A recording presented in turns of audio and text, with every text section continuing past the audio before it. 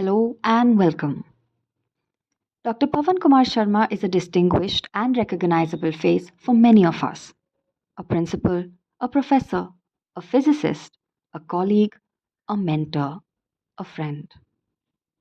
His achievements, his personality, his stories, and himself have all traveled far and wide. Right at the cusp of retirement, with almost 30 years of exemplary service, he has brought out a timely and much needed book, Becoming an Influential College Professor. One that carries the essence of his own learning for everyone, for me and for you. Today, we shall skim through the pages of this guiding light. There is a line in the preface of the book that stayed with me long after I had turned the page.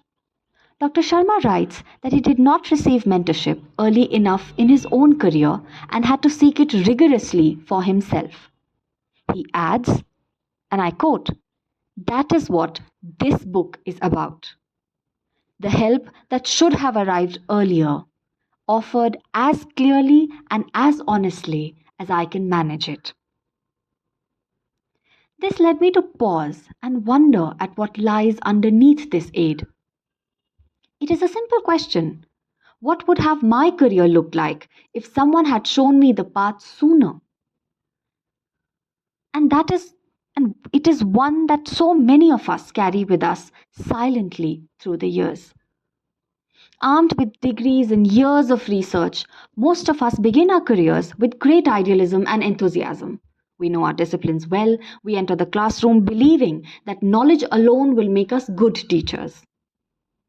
Then reality strikes, and the enthusiasm wanes.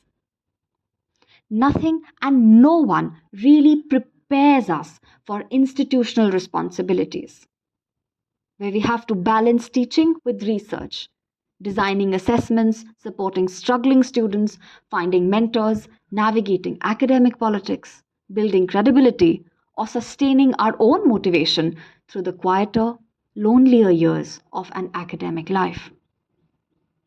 Somehow we do learn, mostly through trial and error, by making mistakes, or simply by just doing the work anyway. And perhaps that is why the dedication of this book feels so deeply personal. After dedicating the book to his parents, his wife, his sons, and his students, Dr. Sharma writes one final dedication.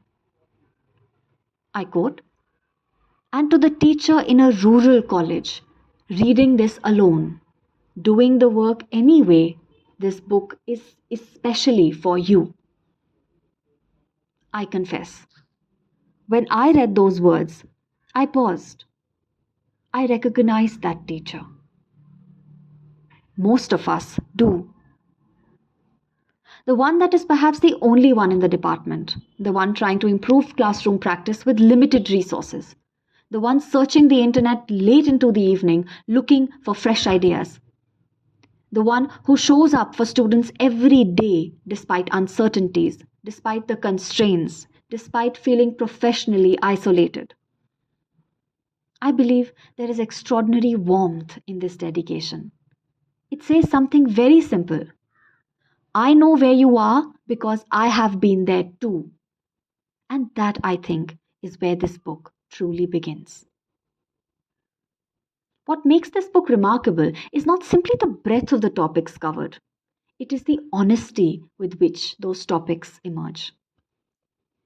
Reading the preface, one realizes that this book was not written because the author wanted to write another guide on higher education. It was written because he recognized a gap between the idealism with which we enter the profession and the realities that greet us once we become a part of it. A gap between being academically qualified and being professionally prepared. A gap between simply knowing one subject and learning how to build a meaningful academic life out of it. Dr. Sharma openly admits that many of the lessons contained in these pages arrived much later than he would have liked. He even speaks of becoming what he affectionately calls Professor Pawan 2.0. Not because he suddenly knew more physics, but because he had finally begun to understand what the profession itself demanded. And I think this distinction is very important. Universities prepare us to become scholars. Life prepares us to become teachers. This book brings together those two journeys. As we begin to move through the chapters, something interesting happens. This book doesn't feel like a checklist. It reads like a conversation with a senior colleague. Every chapter begins with a question, a memory, or an experience that immediately grounds the discussion in reality. The advice never feels abstract because it grows out of situations that almost all of us recognize. There are stories of classrooms, stories of students, stories of mistakes, stories of unexpected success, stories of learning that happened only after years of experience. Those anecdotes do something very important. They reassure us that uncertainty is not failure, it is simply part of becoming.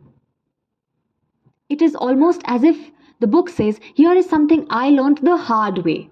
Perhaps it will save you a few years. This generosity of spirit runs through every chapter. Here, I would like to read out a passage from part 2 of the book titled Infusing Magic into the Classroom.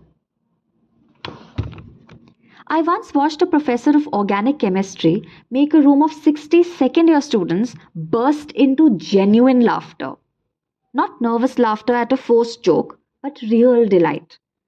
While explaining resonance structures, he did it with a story about a molecule that could not decide who it belonged to, drawing out a prolonged romantic tragedy on the board while the science unfolded alongside it. No student in that room forgot resonance that day. Magic in a classroom looks a lot like that. This is only one such example from a book that is filled with such anecdotes. Finally, the title itself deserves some attention. Notice that the aspiration is not merely to become an efficient professor or even a successful one, but an influential one, wielding influence not only on our students, but our colleagues and the society at large. Influence, in the author's understanding, is not measured by authority. It is measured by the students who continue remembering your classes years later, by colleagues who seek your advice, by institutions that become stronger because you were part of them, by younger teachers who find confidence because someone took the time to guide them. And that, to my mind, is a profoundly human and well rounded understanding of academic success. Perhaps that is why I believe this book arrives at exactly the right time. For someone beginning a teaching career, it can serve as the mentor they may not yet have. For someone in the middle of their career, it offers an opportunity to pause, to reflect, and perhaps rediscover the ideals that first drew them into higher education. And for senior faculty members, it stands as a reminder that experience becomes truly valuable only when it is shared. And that is exactly what this book does. It is 30 years of experience shared for anyone and everyone to learn from.